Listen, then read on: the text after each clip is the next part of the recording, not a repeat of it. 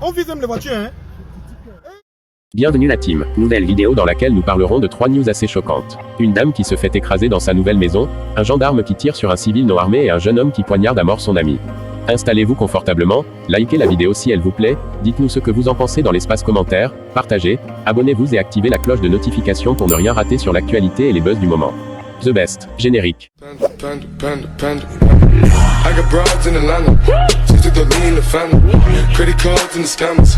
Getting no licks in the band. Legacies. Bafang était en ébullition samedi 14 août 2021. En effet, des jeunes ivres de colère, en nombre impressionnant, ont posé des barricades ainsi que la dépouille d'un des leurs sur la voie publique au lieu-dit échangeur.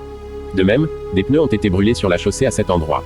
Le poste de contrôle de Bana a subi le même sort. À travers ces actes, les manifestants extériorisaient leur colère à la suite de la mort brusque de Loïc Kameni, abattu par un élément de la gendarmerie nationale en service selon nos sources, dans une brigade de gendarmerie de Bafoussam, mais qui était depuis bientôt 2 mois en détachement à la brigade de gendarmerie de Bana.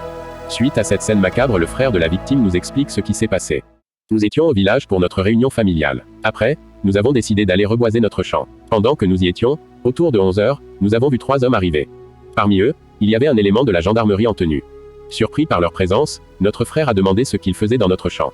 S'en est suivi des éclats de voix et une bagarre avec l'un de ces hommes. Notre frère ne savait pas que c'était le commandant de brigade puisqu'il était en civil.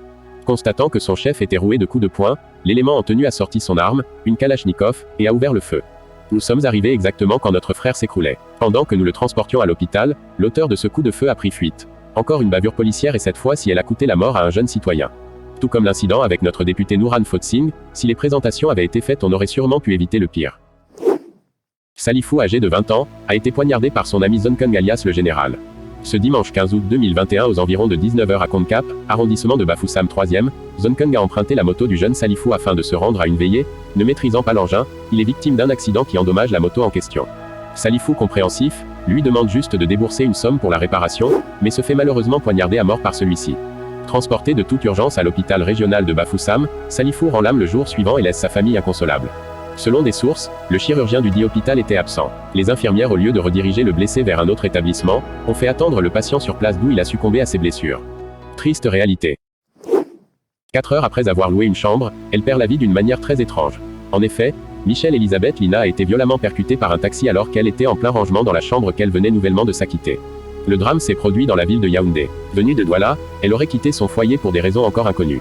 Selon certaines sources, les 2 hommes impliqués dans cet accident étaient complètement ivres.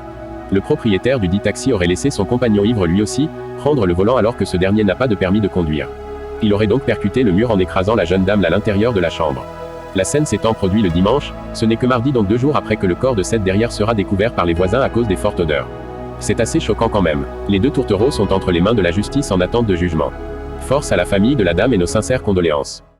Voilà, c'est la fin de cette vidéo. N'hésitez pas à nous laisser des commentaires et un maximum de pouces bleus pour agrandir la communauté. À bientôt.